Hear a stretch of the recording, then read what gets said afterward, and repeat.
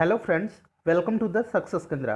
दोस्तों, जैसे कि आप सभी को पता है कि हम लोग 66वीं बीपीएससी 2020 के लिए वर्ष 2020 के जो सबसे इम्पॉर्टेंट करंट अफेयर्स के प्रश्न हैं उनको हम लोग टेस्ट वाइज कवर कर रहे हैं। आज हमारा यह टेस्ट नंबर 4 है।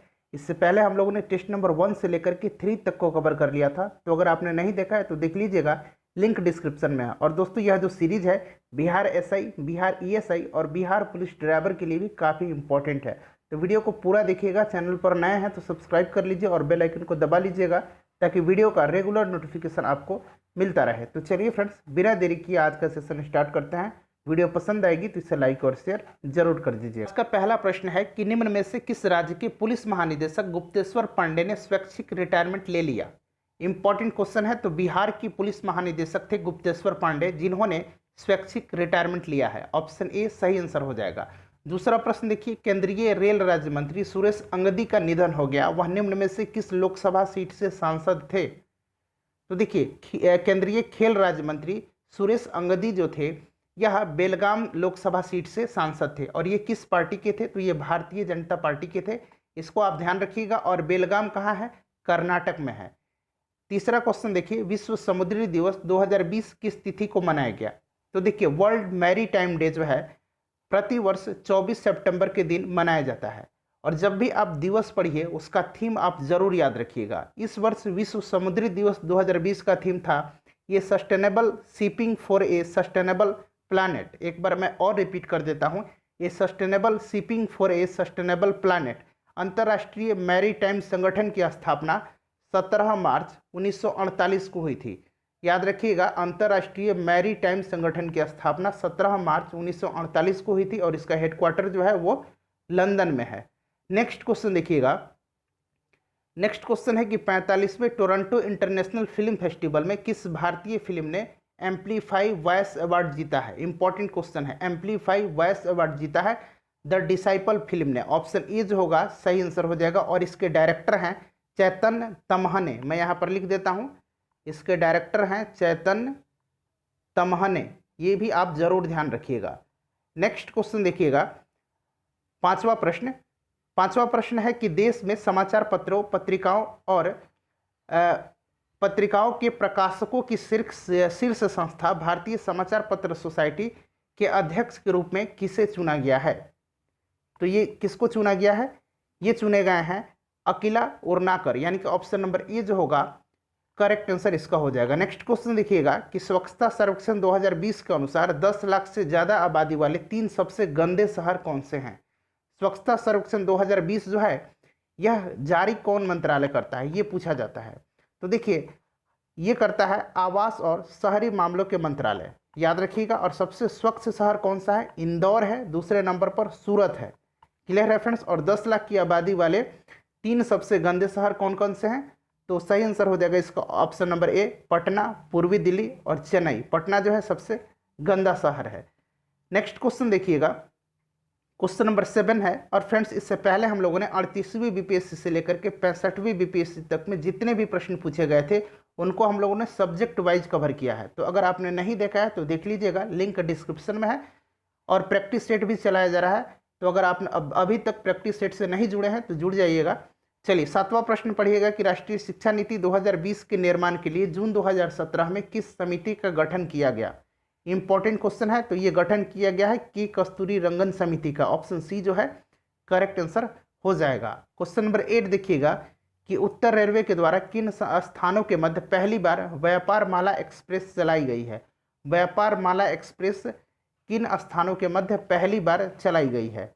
तो फ्रेंड्स, ये चलाई गई है नई दिल्ली से जीरानिया तक, यानी कि ऑप्शन ए जो होगा इस प्रश्न का करेक्ट आंसर हो जाएगा। नेक्स्ट क्वेश्चन देखिएगा कि किस जिला को स्वदेशी मैंगो हेरिटेज एरिया घोषित किया गया है।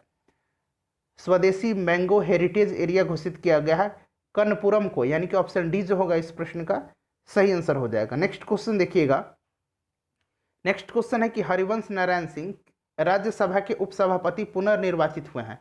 याद रखिएगा, दोबारा ये राज्यसभा के उपसभापति निर्वाचित किए गए हैं। वह किस राजनीतिक दल के सदस्य हैं। तो यह है जनता दल यूनाइटेड के, यानी कि ऑप्शन सी जो होगा जदयू के हैं, ये करेक्ट आंसर हो जाएगा। नेक्स्ट क्वेश्चन देखिए कि 10 जुलाई 2020 में नासा द्वारा प्रक्षेपित मार्स मिशन का उद्देश्य क्या है। तो देखिए, यह जो है 9वां मार्स मिशन है नासा का। यह जो है 9वां मार्स मिशन है नासा का और इसका नाम रखा गया है मार्स मिशन 2020। ठीक है, याद रखिएगा, मार्स मिशन 2020 इसका नाम दिया गया है। और इसका जो उद्देश्य है ये आपसे पूछा जा रहा है, तो उद्देश्य है मंगल ग्रह पर जीवन की संभावनाओं की जांच करना। ऑप्शन ए करेक्ट आंसर हो जाएगा। अगर हम बात करें फ्रेंड्स नासा की, तो नासा का फुल फॉर्म आपको पता होना चाहिए, national aeronautics and space administration. याद रखिएगा। अगला क्वेश्चन देखिएगा, क्वेश्चन नंबर 12 है और इससे पहले वाले अगर आप लोगों ने सेट नहीं देखा है करंट अफेयर्स का 1, 2 और 3 को, तो देख लीजिएगा, लिंक डिस्क्रिप्शन में है। निम्न सदस्यों में से कौन 15वें वित्त आयोग के सदस्य नहीं है? तो देखिए, वित्त आयोग में जो है एक अध्यक्ष होता है और 3 जो होते हैं पूर्णकालिक सदस्य होते हैं। ठीक है, याद रखिएगा। अनुच्छेद 280 में वित्त आयोग के गठन का प्रावधान है और इसकी शक्ति किसके पास है गठन का? राष्ट्रपति के पास है। सबको ध्यान रखिएगा। ठीक है, तो देखिए ये 3 पूर्णकालिक अध्यक्ष के बारे में सबसे पहले हम बात कर लेते हैं। तो 15वें वित्त आयोग के अध्यक्ष हैं नंद किशोर सिंह यानी कि NK सिंह हैं। और 3 पूर्णकालिक सदस्य जो हैं ये है अशोक लाहिड़ी, अजय नारायण झा और अनूप सिंह। तो यहाँ देखिएगा, यहाँ पे आपको अनूप सिंह दिख रहा है। उसके बाद अगर हम बात करें तो जो और भी इसके सदस्य हैं जो टेम्प्रोरी होते हैं यानी कि पार्ट टाइम होते हैं, उनमें शक्तिकांत दास हैं और रमेश चंद्र हैं। तो सही आंसर हो जाएगा ऑप्शन डी, CB सिरपुरकर जो है ये नहीं है। नेक्स्ट क्वेश्चन देखिएगा कि पढ़ाई तुहार पारा योजना किस राज्य का है? पढ़ाई तुहार पारा योजना जो है किस राज्य का है? तो फ्रेंड्स यह जो है छत्तीसगढ़ का योजना है। ऑप्शन नंबर सी जो है करेक्ट आंसर हो जाएगा और इसका उद्देश्य है प्रत्येक बच्चे तक शिक्षा पहुंचाना। अगर हम बात करें छत्तीसगढ़ की, तो छत्तीसगढ़ के मुख्यमंत्री हैं श्री भूपेश बघेल और यहाँ के राज्यपाल हैं अनुसुईया उइके। ध्यान रखिएगा, COP 13 सम्मेलन 2020 कहाँ आयोजित किया गया? तो ध्यान रखिएगा, वन्य जीवों की प्रवासी प्रजातियों के संरक्षण की शीर्ष निर्णय निर्मात्री निकाय कॉन्फ्रेंस ऑफ पार्टीज 13, ठीक है, कॉन्फ्रेंस ऑफ पार्टीज 13 का जो है आयोजन कहाँ पर किया गया? तो फ्रेंड्स ये गांधीनगर में किया गया है, गुजरात के गांधीनगर में। ऑप्शन सी करेक्ट आंसर हो जाएगा। और थीम याद रखिएगा, थीम इसका इंपॉर्टेंट है।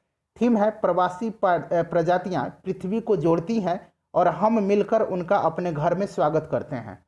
प्रवासी प्रजातियां पृथ्वी को जोड़ती है और हम मिलकर उनका अपने घर में स्वागत करते हैं। नेक्स्ट क्वेश्चन देखिएगा कि भारतीय वन स्थिति रिपोर्ट 2019 के अनुसार भारत के वनों का कुल कार्बन स्टॉक लगभग है। तो कुल कार्बन स्टॉक कितना है? तो फ्रेंड्स ये है 7142.6 मिलियन टन, यानी कि ऑप्शन ए इस प्रश्न का करेक्ट आंसर हो जाएगा।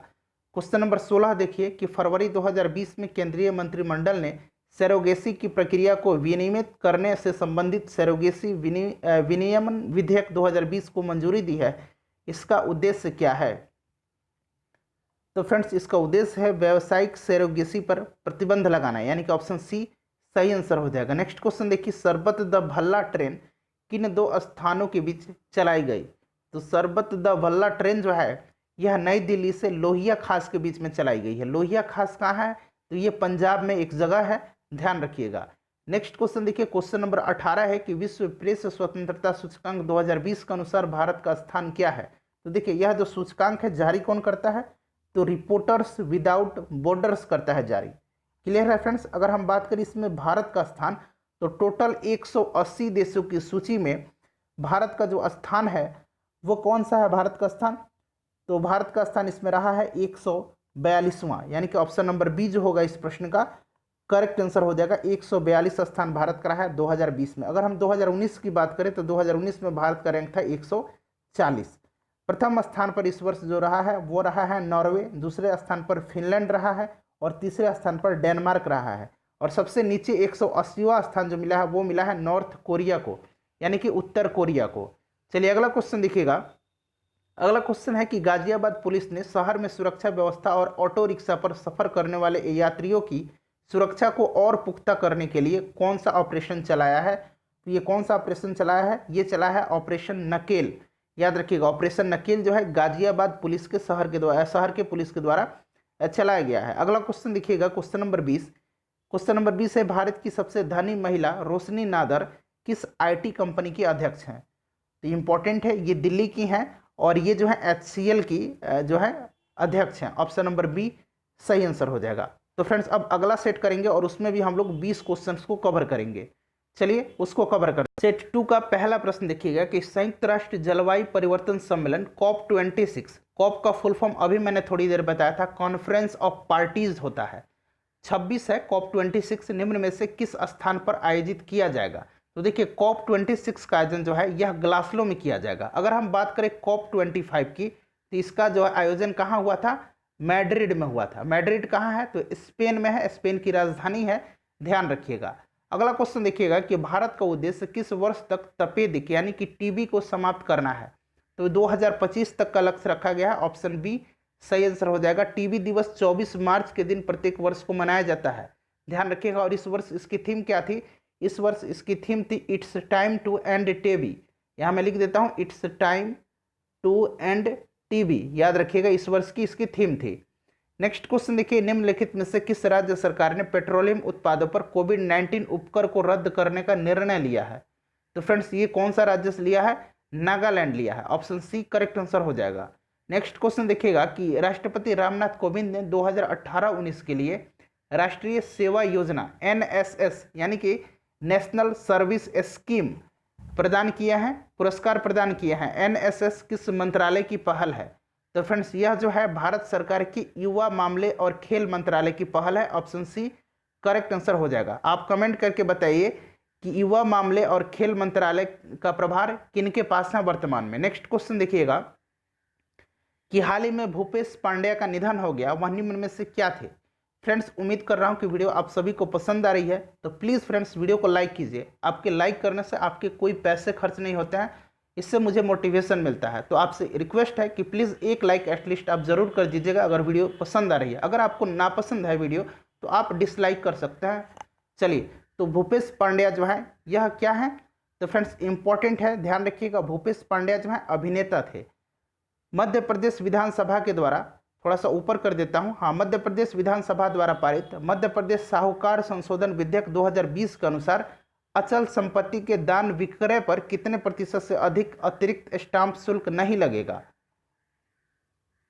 तो सही आंसर हो जाएगा इसका 3%। नेक्स्ट क्वेश्चन देखिएगा कि जम्मू कश्मीर के उपराज्यपाल मनोज सिन्हा ने व्यापारियों के लिए कितनी राशि के राहत पैकेज की घोषणा की है? तो फ्रेंड्स ये कितने राशि का किया है? तो 1350 करोड़ रुपए की। Option number C correct answer हो जाएगा। और आप लोग कमेंट करके बताइएगा कि वर्तमान में भारत में कितने केंद्र शासित प्रदेश हैं? कितने वर्तमान में केंद्र शासित प्रदेश हैं भारत में? नेक्स्ट क्वेश्चन देखिएगा कि अंतर्राष्ट्रीय बुकर पुरस्कार 2020 किसे प्रदान किया गया? तो देखिए अंतर्राष्ट्रीय बुकर पुरस्कार जो है यह प्रदान किया गया है मारिके लुकस रिजनेवेल्ट को, यानी कि ऑप्शन सी करेक्ट आंसर हो जाएगा। ये कहाँ की हैं? तो ये नीदरलैंड की रहने वाली हैं और इनकी पुस्तक द डिस्कम्फर्ट ऑफ इवनिंग के लिए, यहां मैं लिख देता हूं, द डिस्कम्फर्ट ऑफ इवनिंग के लिए यह पुरस्कार प्रदान किया गया है, तो याद रखिएगा। चलिए अगला क्वेश्चन देखिएगा।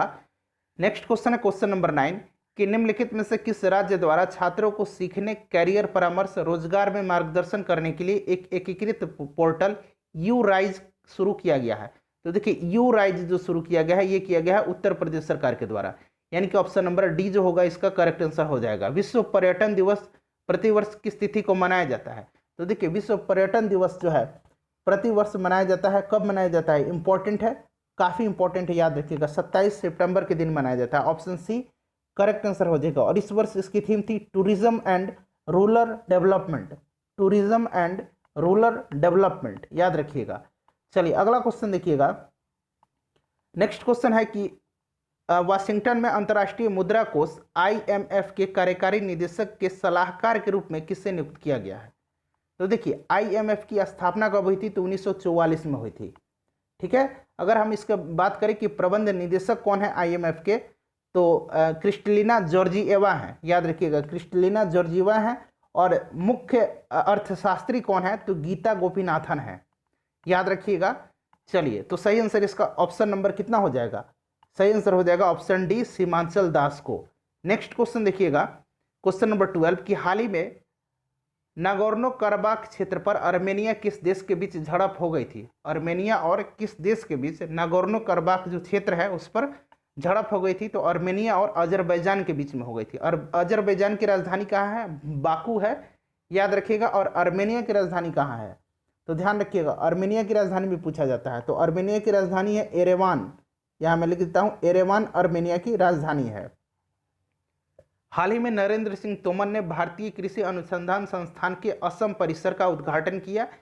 IARI असम का नामकरण क्या किया गया है? तो ये किया गया है पंडित दीनदयाल उपाध्याय के नाम पर। ऑप्शन सी करेक्ट आंसर हो जाएगा। नेक्स्ट क्वेश्चन देखिएगा कि निम्नलिखित में से किस राज्य ने हाल ही में कक्षा 8 तक के छात्रों के लिए एक रेडियो पाठशाला कार्यक्रम शुरू किया है? तो ये किस राज्य सरकार ने किया है? उड़ीसा की सरकार ने किया है। ऑप्शन डी सही आंसर हो जाएगा। नेक्स्ट क्वेश्चन देखिए, निम्नलिखित में से किसने हाल ही में कॉन्टेक्टलेस कनेक्शंस नामक अपना नया ब्रांड जो है अभियान शुरू किया है? कॉन्टेक्टलेस कनेक्शंस नामक अपना नया ब्रांड अभियान शुरू किया है। तो फ्रेंड्स ये किया है SBI कार्ड ने। ऑप्शन सी करेक्ट आंसर हो जाएगा।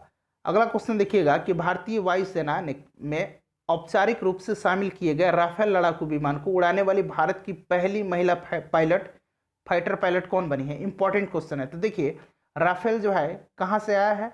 फ्रांस से आया है। राफेल जो है फ्रांस का है। और फ्रांस के साथ कितने राफेल विमान की डील हुई है भारत के साथ? तो 36 राफेल विमान पर डील हुई है, याद रखिएगा। 5 राफेल विमान के पहला खेप कहाँ आया?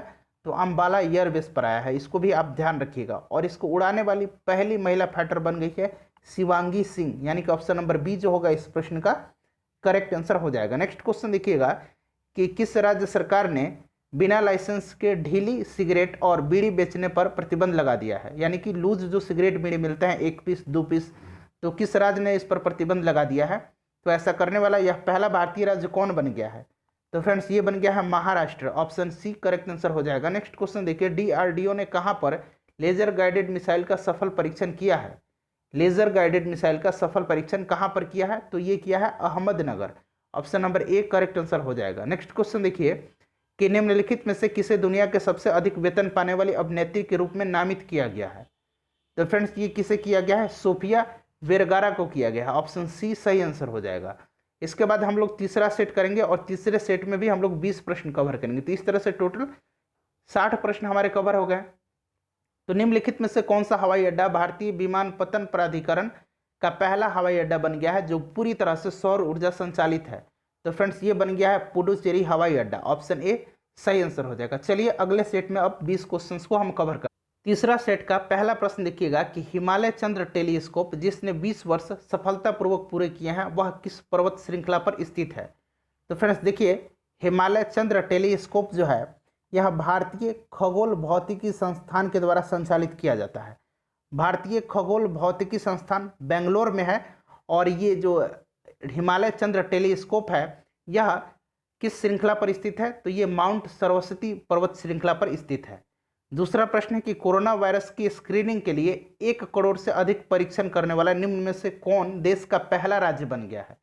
तो ये कौन सा राज्य बन गया है? उत्तर प्रदेश बन गया है। Option number C correct answer हो जाएगा। क्वेश्चन नंबर 3 देखिए कि भारत ने वास्तविक नियंत्रण रेखा के अधिक ऊंचाई वाले क्षेत्रों में इस्तेमाल होने वाले स्प्राउट लाइट टैंक का अधिग्रहण किस देश से किया है? स्प्राउट लाइट टैंक का अधिग्रहण भारत ने किस देश से किया है? तो ये किया है रूस से। Option number D correct answer हो जाएगा। नेक्स्ट क्वेश्चन देखिए कि किस देश के प्रसिद्ध प्रजातंत्र के प्रचारक एलएस वालियात्स्की को 3 अन्य के साथ स्वीडिश सम्मान से सम्मानित किया गया है जिसे कि वैकल्पिक नोबेल पुरस्कार भी कहा जाता है?